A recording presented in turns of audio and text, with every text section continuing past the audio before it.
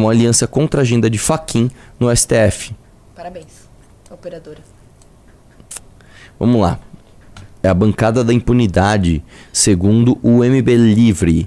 Ministro Alexandre Moraes, Flávio Dino, Gilmar Mendes e Cristiano Zanin do STF formam aliança contra a agenda de Edson Fachin na presidência da corte em meio às repercussões da investigação do Banco Master, né? É óbvio que isso ia acontecer, né? Você enxerga pra ler isso aqui? O quê? Essa parte aqui?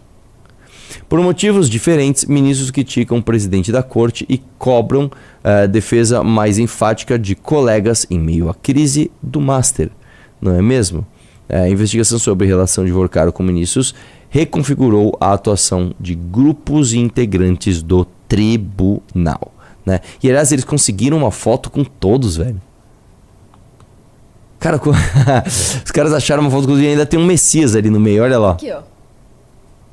Só faltou o Gilmar Mendes aí, né? Mas tá o... Ah, não, tá aí, não. É o Alexandre Moraes, o Flávio Dino, o Gilmar Mendes, o Messias e o Cristiano Zanin. O Gilmar tá aqui, o Dino tá aqui, Alexandre, Zanin. Então, eles conseguiram uma foto completaça, muito boa. E eles estão num jogo, aparentemente, né? Acho que é um jogo, sei lá. Enfim. Falando de ministros... Vamos lá. Relator da CPI do crime organizado propõe indiciamento de PGR, Toffoli, Moraes e Gilmar Mendes. Cara, eu vou falar um negócio seu, Alessandro, né? Alessandro... Como é o nome dele? Alessandro Vieira, né? Cara, vamos lá. Esse cara é peitudo. Este é peitudo, tá? Não conheço as ideias dele, não sei se é de direita, de esquerda, não sei, mas é peitudo, mano. Desce aí. O relatório final da CPI do crime organizado, apresentado pelo senador Alessandro Vieira, do MDB do Sergipe, pede o indiciamento de 3 ministros do Supremo e do PGR, Paulo Gonet. Cara, o Alessandro Vieira, ó. Só explicando pra você sabe que assim, toda CPI, você trabalha tal, e o presidente, né, ele apresenta um relatório. Este relatório, ele dá indicações. Eu vou dar um exemplo do que já aconteceu na Assembleia. Quando eu participei da CPI das universidades, a gente fez um trabalho lá de investigar os caras e tal, e como o relator era um bosta, tá? Como você tinha ali no trabalho a Valéria Bolsonaro, o Gil Diniz, esses caras todos, tinham o Douglas Garcia, que só faziam perguntas idiotas e tipo assim, o senhor doutrina na sala de aula? Aí o cara, mas eu sou... Como é que chama o cargo máximo? Eu sou reitor, eu não posso doutrinar ninguém, cara, nem dou aula, né? O senhor está com as contas públicas em dia? O cara mostrava, olha, cara, de acordo com as contas que eu tenho que pagar aqui, tem uma questão previdenciária, né? A maior parte dos custos do departamento pessoal vão com professores que nem estão mais na ativa. São professores aposentados, né? Então, o relatório da CPI das universidades que eu participei foi um absurdo de fraco, foi uma bosta, foi horrível. Tá? Então o relator é muito importante. O relator é extremamente importante. Vou falar, mano. Quem trabalha de verdade no relatório de uma CPI, trabalha demais. Eu não conheço os assessores do relator do Alessandro Vieira, mas eu tenho certeza que eles tiveram muito trabalho para fazer esse relatório.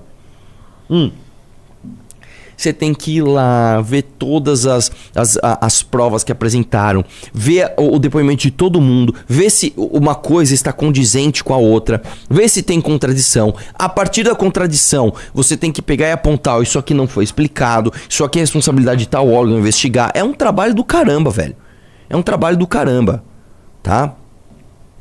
E remando contra o STF, porque o STF, né, a gente viu ontem que o STF livrou mais de 100 pessoas de irem lá depor, né? Então assim, os caras fizeram um bom trabalho, né? Vamos lá, o texto que será votado na tarde dessa terça-feira aponta que há indícios de crimes de responsabilidade por parte do PGR e do Dias Toffoli, Alexandre Moraes e Gilmar Mendes. Desce aí um pouquinho. As conclusões da CPI, tá falando que não é o texto final, porque às vezes alguém quer mudar alguma coisa, mas geralmente, cara, tá? Eu acho que não tem oposição na CPI, né? Tá muito consenso, né? No relatório ele afirma que a CPI foi alvo de flagrante limitação de recursos, agravada pelas enormes barreiras políticas e institucionais levantadas na medida em que informações sobre fatos relacionados a figuras importantes da República começaram a ser investigadas, né?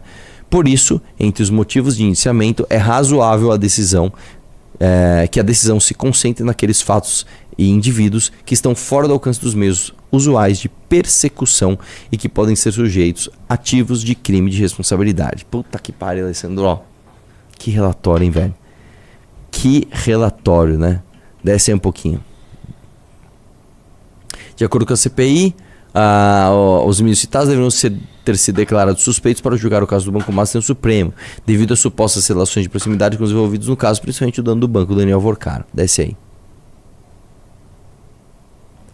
Aí, crime de responsabilidade. Ele fala que o Toffoli e o Moraes proferiram julgamentos quando, por lei, eram suspeitos na causa, né? Tem ali, proceder de modo incompatível com a honra, dignidade e decoro de suas funções. O ministro Gilmar Mendes proferiu julgamento quando, por lei, seja suspenso na causa. Desce um pouquinho. Procurador-Geral da República ser patentemente desidioso no cumprimento de suas atribuições. Segundo a lei, isso significa proceder de modo incompatível com a dignidade e decoro do cargo, né? E aí fica mostrando ali a relação deles, que todo mundo já sabe, né? O Toffoli tinha basicamente uma sociedade com o cara, né? Comprou cotas daqueles fundos podres que alavancaram e ficaram gigantes. E o Alexandre de Moraes, que segundo algumas reportagens, segundo a CNN, se não me engano, o caso dele é ainda pior do que o Dias Toffoli, ele simplesmente tinha um contrato de 129 milhões para defender o Master, né? Se encontrou com o Lula, se encontrou com o Daniel Vorcaro, né? Fez reuniões com o presidente do Banco Central para tentar ajudar o Master.